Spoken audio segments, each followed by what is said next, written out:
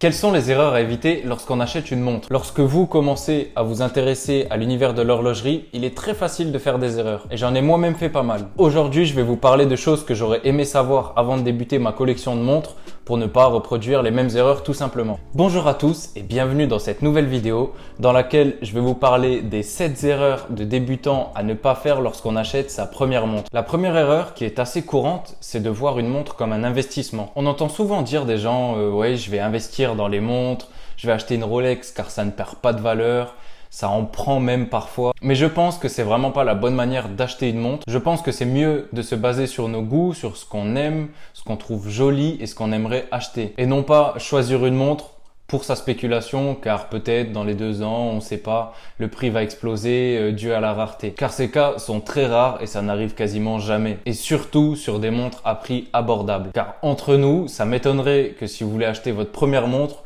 vous allez directement partir sur une montre à 20 000 €. Et je pense que pour une montre abordable, dans la plupart des cas, elle ne prendra pas de valeur, voire même elle va en perdre. Et c'est tout à fait normal. Je ne dis pas que c'est impossible de gagner de l'argent avec une montre abordable. Il y a des exceptions qui confirment la règle. Mais en général, la plupart du temps, on va pouvoir faire un parallèle avec l'industrie automobile. Lorsqu'on achète une voiture, elle perd directement de sa valeur dès qu'on sort du concessionnaire. Et ben pour une montre, ça va être le même schéma qui va se répéter. On achète notre montre. Dès qu'on sort du magasin, elle a déjà perdu de la valeur. Il faut que vous arrêtiez de croire que le prix de votre montre que vous venez d'acheter va littéralement exploser car vous allez être déçu. De plus, vous n'allez même pas porter votre montre par peur de l'abîmer pour ensuite la revendre quelques années après. Mais quelques années après, vous allez vous rendre compte que la marque, la maison horlogère qui commercialise ce modèle, le commercialise toujours et au même prix que vous l'avez acheté. Vous aurez donc perdu de l'argent et même pas profité de l'achat de votre montre. Bon, admettons, vous avez réussi à trouver la perle rare. Votre montre prend de la valeur. Mais maintenant, il y a un autre problème à surmonter. C'est le fait de revendre votre montre. En général, vous n'aurez pas la crédibilité car vous n'êtes pas un revendeur officiel. Donc, ça va être compliqué de trouver un acheteur qui aura confiance en vous et en la véracité de la montre, car on voit de plus en plus de fausses montres se propager sur internet. Vous allez donc devoir passer par un site de revente en ligne avec une authentification, donc avec une personne apte à authentifier votre montre, ce qui va pouvoir certifier à l'acheteur que votre montre est bel et bien une vraie. Mais en général, ces sites prennent une grosse commission sur le prix de vente, donc même dans ces cas-là, vous n'êtes pas forcément très rentable. Donc, une bonne fois pour toutes, s'il vous plaît, n'achetez pas une montre pour sa spéculation. La deuxième erreur est de s'attarder sur la précision de la montre. Il faut que vous soyez conscient que lorsque vous achetez une montre mécanique, la précision, elle n'est pas ultime. Et ça, c'est totalement normal. Ça ne veut pas dire que votre montre est une mauvaise montre. Si on prend l'exemple du mouvement Seiko NH35A qui est basé sur le mouvement 7S26, on a une précision d'environ -20 à +40 secondes par jour. Et en parallèle, on prend un mouvement suisse, donc ETA 28-24-2, qui équipe un grand nombre de montres telles que des Omega, des Tissot, des IWC, des Hamilton et plein d'autres. Celui-ci est précis à environ 12 secondes par jour. Vous voyez qu'il y a bel et bien une différence, mais elle n'est pas énorme. Et celle-ci ne veut pas dire que les montres à mouvement japonais, donc plus précisément Seiko, ne sont pas des bonnes montres. La preuve, on retrouve ces mouvements, donc le NH35A, il est dans une flopée de montres à moins de 300 € et il est très robuste et très réputé. Il faut que vous compreniez qu'une montre n'est pas défectueuse ou moins bien qu'une autre car sa précision est plus faible. Si on reprend l'exemple des mouvements Seiko, donc des mouvements japonais avec une précision de -20 à +40 secondes par 24 heures, ça ne veut pas dire que ce sont des mauvais mouvements. Loin de là, on le retrouve dans la plupart des montres mécaniques à moins de 300 € et c'est des très bonnes montres. Elles sont très fiables et robustes, c'est juste que la précision n'est pas la chose la plus importante. Les fabricants qui en général font une production de masse pour pouvoir délivrer le meilleur rapport qualité-prix possible ont déterminé que cette précision était suffisante pour une montre que l'on va porter tous les jours et encore plus de nos jours avec, comme je l'avais dit dans une ancienne vidéo, l'affichage de l'heure à peu près partout. On a tous un smartphone avec une heure précise. La montre n'est plus forcément l'objet pour lequel on est obligé d'avoir une bonne précision. On veut savoir quelle heure il est à la seconde près. Alors ok, peut-être que certains d'entre vous ont besoin de précision. Alors dans ce cas, je vais vous conseiller de partir sur des montres avec une certification COSC. Donc c'est la certification chronomètre qui va vous garantir que votre mouvement a une précision de -4 à +6 secondes pour 24 heures, soit une précision de 99,99%. Ou tout simplement partir vers un modèle à quartz qui sera beaucoup plus précis et moins cher. Ça dépend de ce que vous recherchez en achetant une montre. Ainsi, vous comprenez que la précision n'est pas le facteur le plus important lors de l'achat de votre montre. Cela va dépendre de vos besoins qui justifient l'achat de cette montre, mais dans la plupart des cas, c'est simplement l'achat d'un bijou, d'une belle pièce que vous allez pouvoir porter tous les jours qui est le plus important et non pas la précision. Nous allons maintenant passer à la troisième erreur à ne pas commettre lors de l'achat de notre première montre. Et cette erreur, c'est simplement de ne pas avoir conscience des dimensions de votre boîtier. C'est une erreur que j'ai déjà mentionnée dans une ancienne vidéo, mais c'est très important. Chacun a une taille de poignet différente et donc ne portera pas de la même manière une montre. En plus, aujourd'hui, avec le choix énorme qu'on retrouve sur les sites en ligne, on a une facilité à acheter nos montres sur Internet. Mais lorsqu'on achète une montre sur Internet, on l'achète sans avoir essayé. Et si on ne l'a pas essayé, on ne sait pas si elle nous va bien. On peut la trouver jolie en photo, mais lorsqu'on la met, elle ne rend pas du tout aussi bien que sur le site Internet. Il faut donc vous renseigner sur les diamètres qui vous conviennent le mieux, qui conviennent le mieux à vos poignets, pour ne pas acheter une montre trop grosse ou trop petite. J'ai fait cette erreur avec ma première montre, donc c'était une Seiko chronographe à quartz. Je l'ai achetée sur Internet. Et quand je l'ai reçue, je me suis rendu compte qu'elle était beaucoup trop grosse pour mon poignet. Et c'est assez difficile de se rendre compte du diamètre en photo.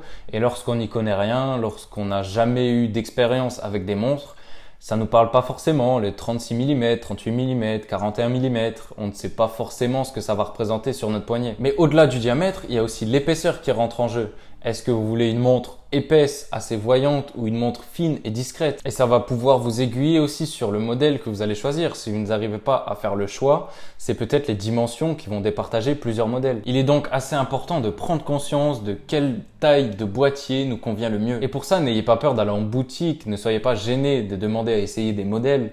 Même si vous ne comptez pas acheter au sein de cette boutique, vous pouvez quand même essayer. Et vous pouvez essayer des modèles qui ne vous conviennent pas forcément, juste pour avoir cette conscience de la taille d'une montre et qu'est-ce que les valeurs sur Internet veulent dire. Et cette erreur, elle est très importante à éviter, surtout si on achète une montre à haute valeur. Si vous comptez acheter une montre à plus de 1000 € et que lorsque vous la recevez, vous vous rendez compte qu'elle ne vous convient pas, ça vous fera plus mal que si vous avez juste pris 1 heure ou 2 heures dans une journée pour aller voir un horloger et essayer 2-3 montres. Je pense que la question, elle est vite répondue. Est-ce que vous préférez perdre 2-3 heures qu'au final vous perdez même pas 2-3 heures, c'est juste vous renseigner pendant 2-3 heures, ou perdre plus de 1000 € pour l'achat d'une montre qui ne vous convient pas et qui de plus aura perdu de la valeur à son achat. La quatrième erreur à ne pas commettre, c'est de ne pas acheter une montre parce qu'on n'aime pas le bracelet. Il faut que vous soyez conscient qu'un bracelet, ça se change. J'ai déjà entendu plein de monde me dire « Ah, cette montre, je suis pas fan du bracelet » et du coup de totalement l'oublier parce qu'ils n'aiment pas le bracelet alors qu'ils aimaient bien le boîtier. Il faut que vous soyez capable d'imaginer à quel point votre montre peut changer juste en fonction du bracelet que vous y mettez. Des montres peuvent avoir un look totalement différent en fonction de si on met un bracelet acier,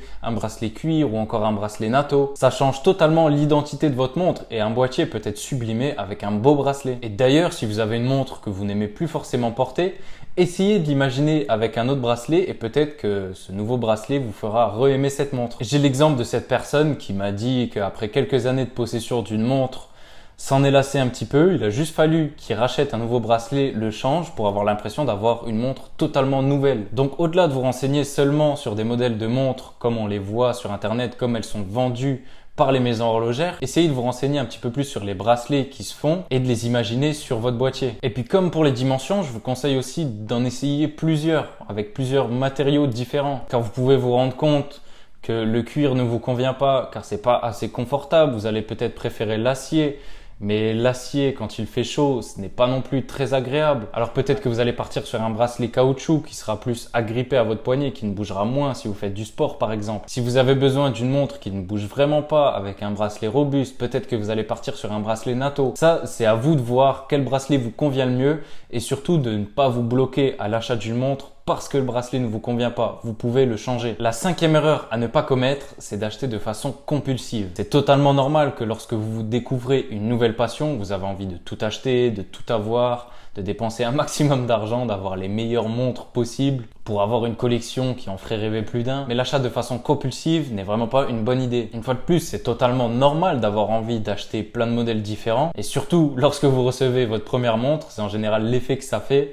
C'est au bout d'une semaine, vous l'avez tellement attendu, tellement envié que, on va dire, vous allez un petit peu vous lasser et vous allez commencer à vouloir acheter de nouveaux modèles. Et j'ai fait cette erreur, j'avais envie d'avoir une montre pour chaque jour de la semaine, avoir le choix le matin de quelle montre je vais pouvoir mettre. Et donc j'ai acheté plein de modèles en l'espace de quelques mois. Et on peut dépenser une quantité d'argent folle là-dedans pour des montres qui au final vont vous lasser, car vos goûts vont évoluer, vos connaissances vont évoluer, et dans quelques mois, vous n'aurez plus envie d'acheter la montre que vous avez envie d'acheter aujourd'hui. Vous allez peut-être trouver une montre qui vous conviendra mieux, car vos connaissances ont évolué sur le sujet, donc avec un mouvement, une histoire d'une maison horlogère qui vous conviendra mieux, plutôt que d'acheter plein de modèles de montres juste pour avoir plein de modèles de montres. Et surtout, n'achetez pas une montre car elle est à la mode, ça n'a aucun sens. Alors certes, quelques montres peuvent être à la mode et être des bonnes montres en même temps. Mais vos choix seront biaisés si vous choisissez votre montre en fonction de la mode. Elle ne vous plaira pas forcément à vous, mais à la société. Donc ok, peut-être que c'est ce qui vous intéresse d'avoir une montre à la mode pour sociabiliser. Mais si elle ne vous plaît pas vraiment à vous, je ne vois pas vraiment l'intérêt d'acheter un modèle à la mode. Donc prenez votre temps avant d'acheter plein de montres. Prenez le temps de vous renseigner, de regarder des vidéos, de regarder des catalogues, d'en apprendre un petit peu plus sur les maisons horlogères, sur les mouvements qui existent, sur les différentes complications, sur les différents bracelets que vous pouvez y mettre, sur la fiabilité, sur la robustesse, sur plein de propriétés qui risquent d'affecter vos goûts dans le futur sur les modèles qui vous plaisent et que vous avez envie d'avoir. Une bonne collection dont vous serez fier ne se bâtit pas en 2 mois, ça prend plusieurs années, le temps que vous découvriez les pièces qui vous conviennent vraiment et que vous aimez posséder et porter. Donc si vous venez d'acheter votre première montre ou que vous allez acheter votre première montre, faites-moi confiance, n'achetez pas plein de modèles dans les semaines qui suivent et attendez plutôt un petit peu quelques mois avant d'être sûr de vos achats. La 6e erreur à ne pas commettre, c'est d'acheter un modèle pour être accepté dans la communauté horlogère. Il faut supprimer cette croyance qu'il vous faut tel ou tel modèle pour être considéré comme collectionneur. Ou encore le fait d'avoir énormément de montres. Ceux qui vous disent ouais, il vous faut au moins 10 montres pour être un collectionneur, ne les écoutez pas. Faut pas que vous vous disiez ouais, ma montre doit coûter tant et tant, plus de 1000 euros pour que je sois accepté. C'est pas vrai du tout. Il n'y a pas de modèle qui vous fera passer du côté collectionneur. Ça n'existe pas. C'est sûr, il y a des modèles qui sont intéressants, qui sont reconnus par un grand nombre de montres dans l'horlogerie, tels que la SKX de chez Seiko par exemple. C'est des bons modèles pour débuter. Mais si vous ne l'aimez pas, ne l'achetez pas juste parce que c'est une montre reconnue dans la communauté horlogère. Alors c'est sûr, ça peut vous aiguiller dans vos recherches, de vous renseigner, de voir quelle montre est appréciée, pour essayer de trouver le modèle qui vous conviendra. Mais si le modèle ne vous convient pas, mais que c'est un modèle qui fait collectionneur horloger, ne l'achetez quand même pas. Donc n'écoutez pas les gens qui vont vous dire achète ça plutôt que ça. Et dans ces gens, je peux en faire partie avec la liste de montres que j'ai faite par exemple. Mais cette liste, je ne l'ai pas faite pour vous dire choisissez une montre qui est dans cette liste, mais plutôt pour vous donner une vision globale de ce qui existe, des marques qui existent. Mais après, il est important que vous effectuez vos propres recherches pour trouver votre modèle. Et si une montre n'est pas dans cette liste de 100 montres par exemple, ça ne veut pas dire que ce n'est pas une bonne montre. Ce sont mes préférences personnelles et en aucun cas ça doit vous impacter négativement dans le choix de votre montre. Alors oui, c'est sûr, il y a quand même des marques à éviter, on en parlera dans une prochaine vidéo. Mais en général, faites-vous plaisir. Si la montre vous plaît, achetez-la sans se soucier du regard des autres. Une fois de plus, c'est vous qui allez dépenser l'argent pour acheter cette montre. Et c'est vous qui allez la porter tous les jours. Si vous aimez certains modèles comme la SKX, la PRX ou encore la Khaki Field, alors allez-y, achetez-les. Ce sont des très bonnes montres, mais ne les achetez pas car elles sont reconnues dans le monde horloger ou que ce sont des montres de connaisseurs. Et on se rend compte que dans les groupes de collectionneurs, la plupart des gens portent les mêmes montres. Et moi, je trouve ça vraiment dommage. Je trouve intéressant d'avoir un modèle que personne n'a ou ne connaît. Je trouve que ça rapporte beaucoup plus de singularité. Et vous ne pouvez même pas vous imaginer le nombre de modèles qui existent. Et je trouve ça tellement dommage de se concentrer sur une 20 ou une trentaine de modèles top vente du marché actuel, alors qu'il y a une infinité de modèles différents qui pourraient vous convenir. La 7e erreur à ne pas commettre lors de l'achat de votre montre est d'acheter pour intégrer une classe sociale. Ne vous ruinez pas dans l'achat d'une montre tout simplement pour paraître aisé aux yeux des autres. De toute façon, si vous dépensez tout votre argent dans l'achat d'une Rolex par exemple, on s'en rendra vite compte. Donc ne faites pas l'erreur de vouloir paraître pour la personne la plus riche. Achetez les Rolex si vous en avez les moyens car c'est une montre qui vous plaît. Mais n'achetez pas une Rolex pour dire j'ai une Rolex. Et c'est valable avec les autres marques de luxe. Et en plus d'avoir dépensé tout votre argent dans une Rolex, les gens ne vous croiront pas de la véracité de la montre. Ils se diront mais il n'a pas assez d'argent pour dépenser 20 000 euros dans une Rolex. Donc ils vont croire que celle-ci est fausse. En parlant du faux d'ailleurs, on peut rajouter une erreur à ne pas commettre qui me semble évidente, n'achetez pas de fake. Alors vraiment, ça c'est la chose à éviter. N'achetez pas de fausses montres, n'achetez pas une fausse Rolex. Ça n'a vraiment aucun intérêt. Je vais reprendre l'idée de montrez-moi que j'ai vraiment apprécié. Admettons, vous achetez une fausse Rolex super bien faite à 400 €. Donc personne ne saura que c'est une fausse. Mais vous allez le savoir. Au fond de vous, vous savez que vous êtes en train de porter du faux. Vous savez que vous êtes en train de mentir sur votre image. Et cela vous mettra mal à l'aise. Alors vous n'allez plus porter la montre ou même la jeter. Et donc vous aurez perdu ces 400 €. Alors que pour 400 €, vous pouvez acheter une très bonne montre chez Seiko par exemple. Une montre qui va durer dans le temps, que vous allez porter et que vous serez fier de porter et que vous n'aurez pas peur de montrer aux autres. Bon, on va pas rentrer plus loin dans le débat des fausses montres. Il y a tellement de choses à dire, j'ai pas envie de m'éterniser là-dessus, mais retenez juste, n'achetez pas de fausses montres s'il vous plaît. Vous apprécierez beaucoup mieux votre modèle, sachant l'histoire qu'il y a derrière et la véracité du modèle. Voilà, c'était les 7 erreurs principales à ne pas faire quand on achète une montre. J'espère que ça vous a plu, que ça vous a renseigné un petit peu. Si vous comptez acheter une montre, faites bien attention à ne pas commettre ces erreurs, car vous allez le regretter plus tard. Et surtout, n'oubliez pas qu'une montre, vous l'achetez pour vous et pas pour les autres. N'hésitez pas à vous abonner, à liker, à commenter si vous avez des autres idées d'erreurs à ne pas commettre lorsqu'on achète une montre.